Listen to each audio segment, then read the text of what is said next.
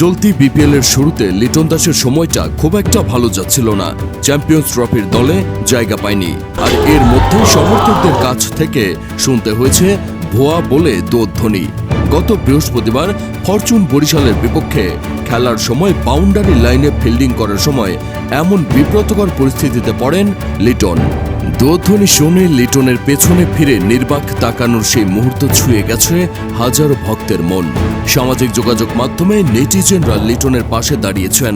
তার দল ঢাকা ক্যাপিটালসও লিটনের প্রতি ভালোবাসা জানিয়ে লিখেছে, আপনি আমাদের ভালোবাসার প্রতীক, আপনি আমাদের গৌরব।